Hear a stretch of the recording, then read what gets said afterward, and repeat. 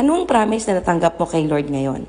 Alam mo ba na sa bawat problemang kinakaharap natin ay merong pangako at instruction si Lord kung paano tayo makaka-overcome at kung paano lalakas ang ating loob upang makalagpas sa mga pinagdaraanan nating struggles. Ang susi doon, kailangan marinig natin yung sinasabi ni Lord na promise and instruction para malaman natin kung ano yung gagawin natin sa oras ng problema.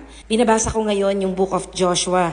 So yung problem ni Joshua, hindi niya alam kung qualified ba siya maging leader at kung kaya niya bang i-lead yung mga tao. At ang sagot ni Lord, yes, qualified ka. Ikaw ang magiging leader at hindi lang yon, sasamahan pa kita. Bigay din si Lord, ito lang ang gagawin mo. Sundin mo lang lahat ng nakasulat doon sa Book of Law or sa words ni Lord at sisiguraduhin daw ni Lord na magtatagumpay si Joshua sa lahat ng kanyang gagawin. Mahalaga na araw-araw ay nagbabasa tayo ng ating mga Bibles dahil dito mo malalaman yung promise na sinasabi ni Lord patungkol sa problema mo at yung instruction or direction kung hindi mo na alam kung ano ang gagawin.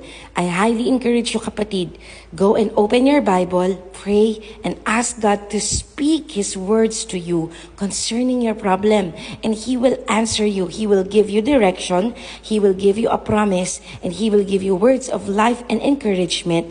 At siguradong malalaman mo kung ano ang gagawin mo upang mapagtagumpayan ang problema na pinagdaraanan mo.